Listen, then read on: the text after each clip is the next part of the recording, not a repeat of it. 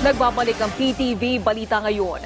Isinailalim na sa Red Alert status ang Bicol Region ng Office of the Civil Defense bilang paghahanda sa epekto ng Bagyong Christine. Sa ilalim ng Red o Charlie Protocol, ipatutupad ang pinakamataas sa antas ng paghahanda mula sa regional at lokal na Risk Reduction and Management Council. Sa update ng Pag-asa, huling namataan ng bagyo mahigit 800 kilometro silangan ng Eastern Visayas at may lakas ng hangin aabot sa 55 kilometers per hour. Inaasahan itong magdadala ng pag-ulan sa Bicol Region at iba pang bahagi ng bansa simula bukas at inaasahan pang lalakas sa mga susunod na araw. Simula sa October 31, naka-heightened alert na ang Philippine Coast Guard bilang paghahanda sa undas.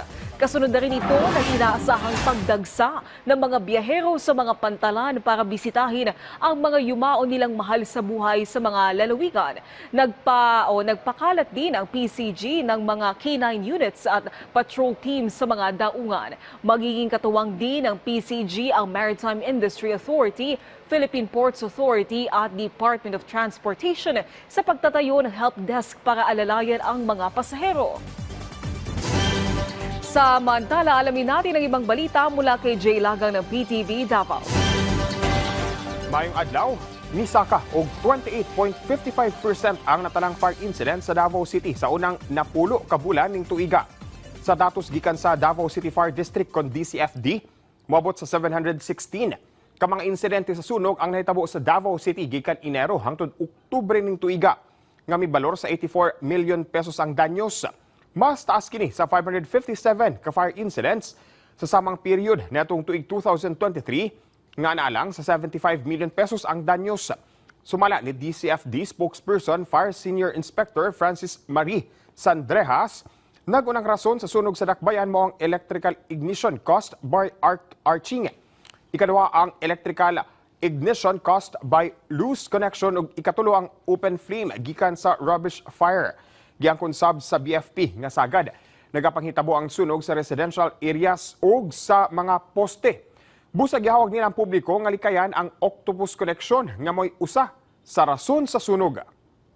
During the first quarter, yun talaga yung nag-compose ng malaking part ng data natin, no? Kung bakit malaki yung record ng sunog natin, yung sa grass fire natin kasi 'di ba, mainit po talaga yung first quarter natin.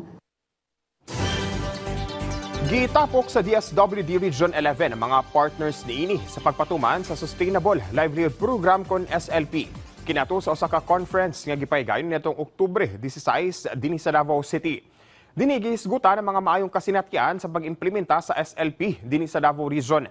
Gipasabot sa batul sa mong conference ang importansya sa suporta sa Department of Trade and Industry kon DTI nga mo'y nagahatag og capability building training sa SLP beneficiaries ingon man sa uban pang mga ahensya sa gobyerno nga manitabang sa paghatag og machineries, technical pati na financial assistance aron nga madugangan sab ang pondo sa mga benepisyaryo.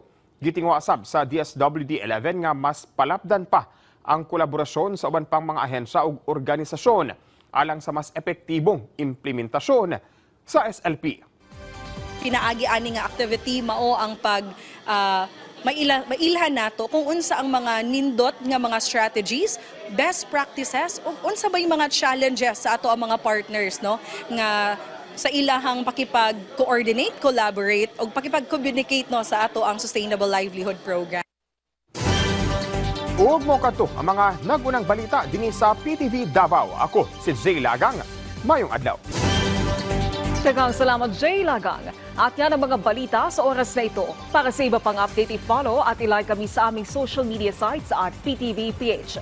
Ako po si Naomi Tiburcio para sa Pambansang TV sa Bagong Pilipinas.